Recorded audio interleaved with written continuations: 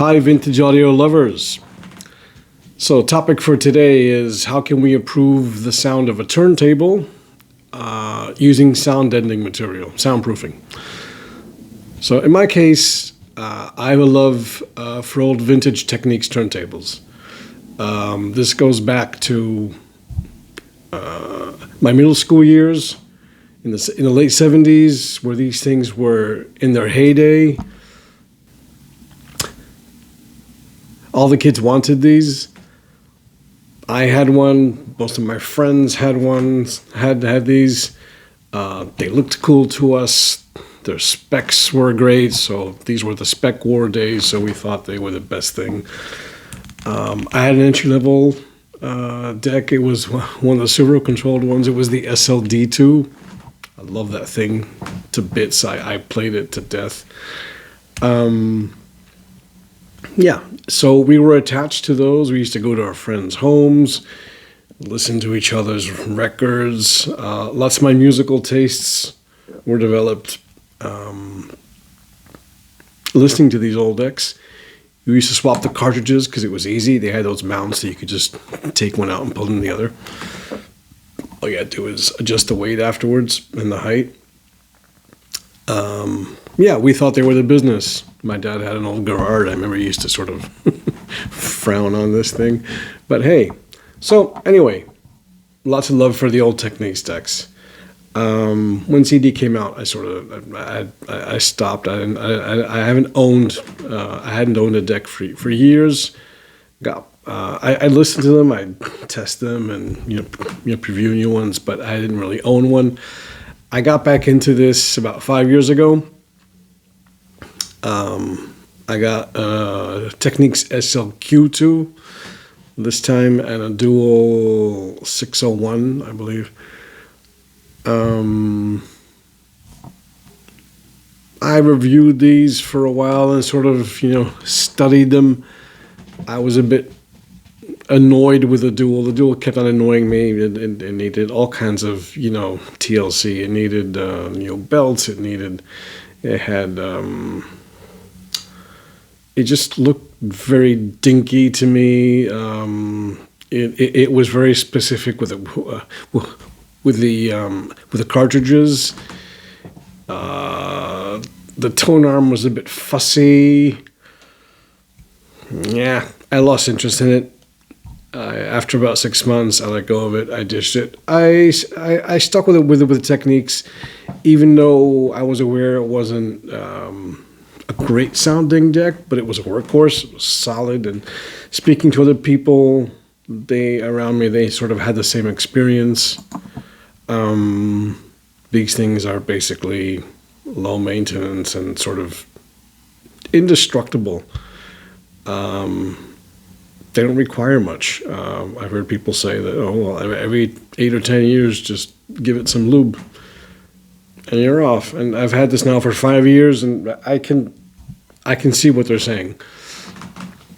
There's lots of value in low maintenance, not having to worry about idlers and belts and fussy tone arms. So great. It's this one, especially the SL-Q2, is considered to be sort of like the poor man's 1200. It has the same motor. It has the same tone arm. I say that. Some people contest that it's not exactly the same. I think it's pretty damn close if it's not exactly the same. It doesn't have the riser, the VTA, but okay, I can live with that. The plinth and the underside are made out of aluminum, not plastic, as with the cheaper models. So it's more than halfway there. But there are some compromises with the SL-Q2, and I'm assuming with other vintage turntables of that area that are like mid-range. So this is I used an approach that may apply to other ones as well. Which is basically to improve the inside of the deck. So these plinths, in the SL-Q2's case, for example, the plinth inside it has an empty cavity. which is probably not ideal because reverberations and noises can impact the sound quality. Other models have solid plinths or wood plinths. Okay, wood also does resonate at certain frequencies, but it's much more solid. So this thing has an empty space inside.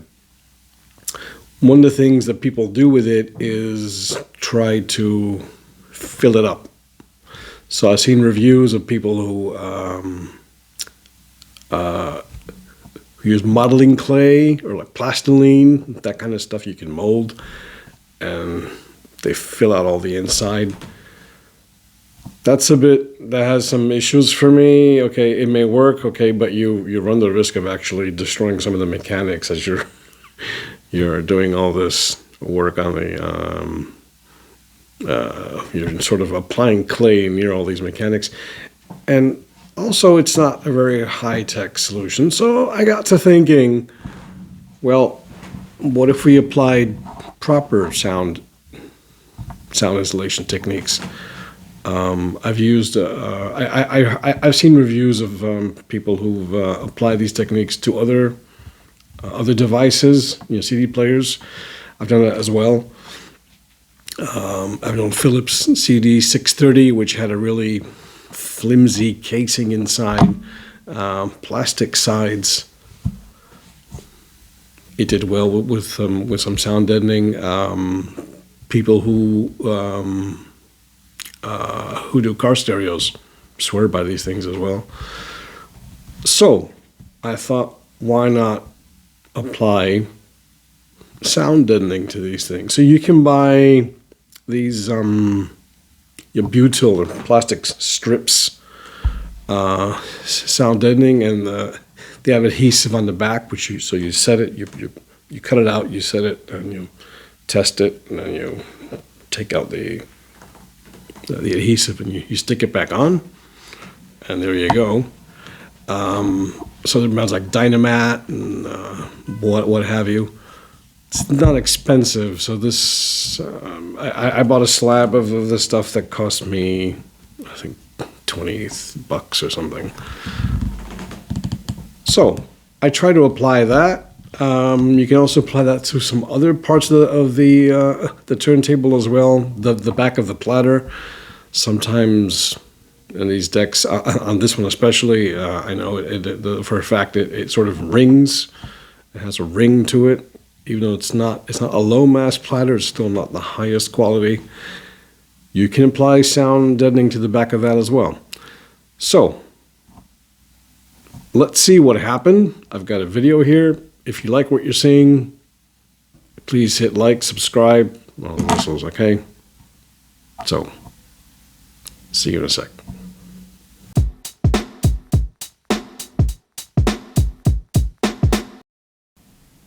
So this is our turntable. It's a 1979 Technics SL-Q2. I've disconnected it from the mains. I've unplugged it from the RCAs to the amplifier. Everything's out. And first thing you do is you lift the cover, take the cover off.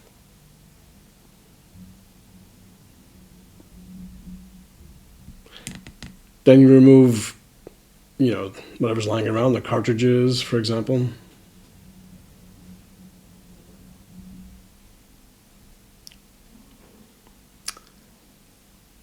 Then you turn the guy over.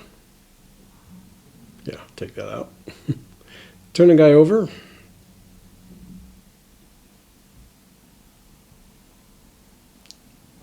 Put him on a pillow or something, but you want the right-hand side, which will be now moved and will become the left-hand side, which has a tone arm, to be a little bit outside the boundary of that pillow.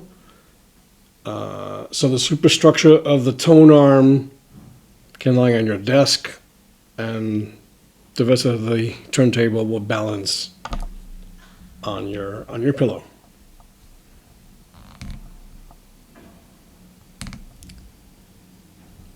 So, happy days, you got it on its back. You made sure it's not in dangerous position. Then you have to unscrew these 4 legs here. And again, this is a voiceover video, obviously, so I'm trying to save time here.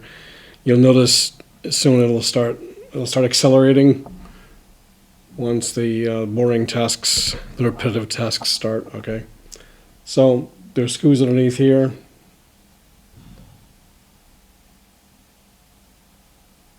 Take the first out, and then you move the rest of them. Not as fast as it's showing here, obviously, but this is to expedite the video for you. Once you've done that, you can safely remove the undercover. Do it slowly and feel your way through it, because if it hasn't been touched for 20 years or 30 or whatever, strange things could happen. Okay, so do it carefully, and there you are. And there's the inside of your turntable, and this is the big aluminum cavity that we were talking about. We want to, all those surfaces, except for the ones occupied by the platter, of course, and the underlying mechanisms and the mechanics, all the other surfaces in there we want to cover with a soundproofing material. So I've done my cutouts already, so I've cheated, right? Okay, but you would start, I guess, I'm assuming, with this larger area here. I used a plate actually to do that, you know, cyclical thing. Be careful of little odd bits and bobs protruding, little you know, materials, construction materials. You can do cutouts to account for them as well. So once you've done that, you can test it out. Right, it's safe to do because it won't. There's still like an adhesive peel in the back I haven't removed. Test it out. Yeah, looks good, fits. Great. You can feel your way around it. Happy days. If it's fit for purpose for you, pry it loose again, remove the adhesive, and then stick it back on. There goes the adhesive.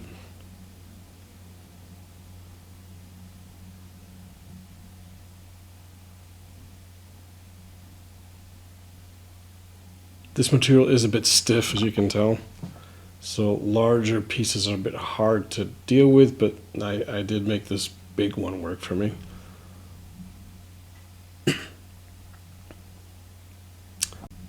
So I have an audio issue. So you firm that up in place and then move on to your next bit.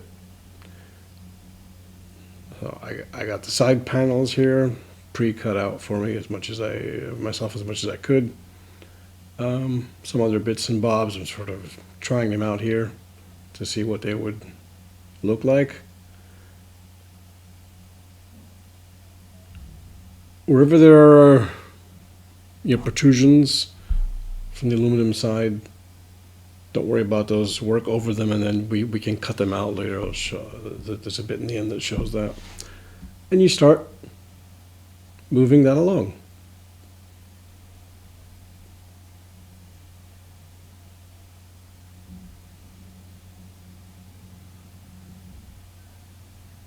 Bit by bit, piece by piece.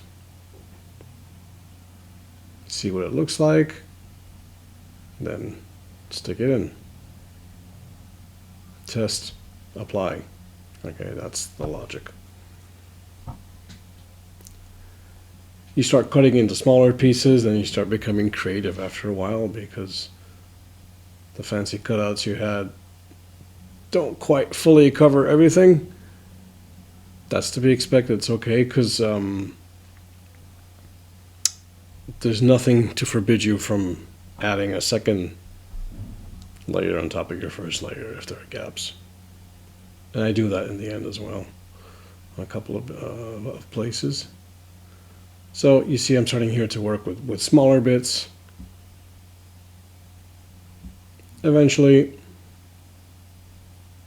filling out all the aluminum on the inside, except for obviously where the mechanics reside.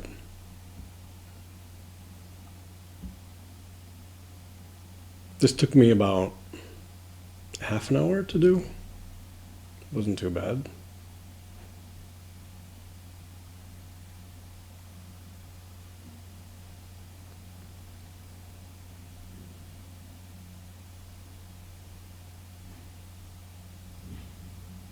Again, working around any intrusions. I do cuts inside the material to account for those. And you can see slowly there's less aluminum showing on the inside and more black.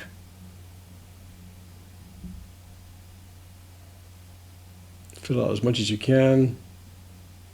You see now I'm getting out to really, really small pieces.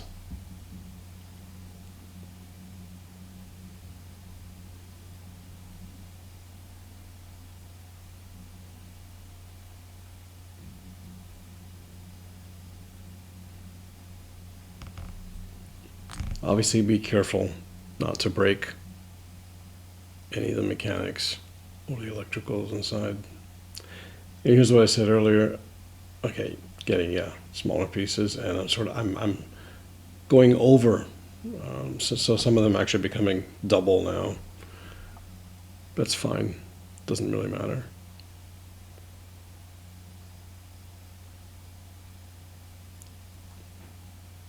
Taking my final cutouts, which I had not accounted for.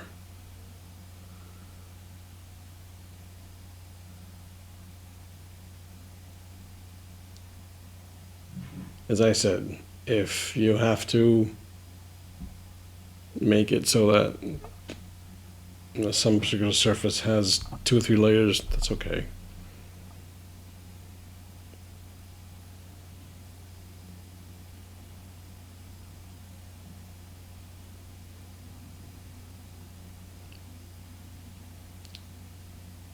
And there I'm going through, as you see now, on the sides, making perforations so the material can fit more firmly between whatever vertical little bits and pieces exist. And there's your final product. That's it. Good stuff, huh? It's all covered.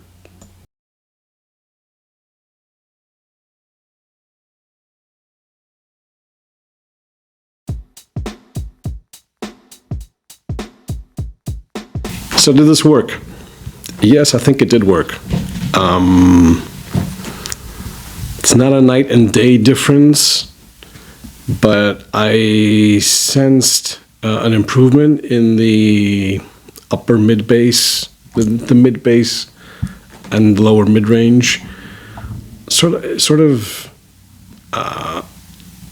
It's like there's less noise. There's a lower noise floor that allows these things to be less muddy and better separated. I saw an improvement to the sound in that area. I don't think it's my imagination. I don't think it's like a placebo thing. I think it's true, but I would appreciate if maybe someone else could also try this out. It doesn't have to be a Technics deck as well, just any mid-range deck that might have this issue.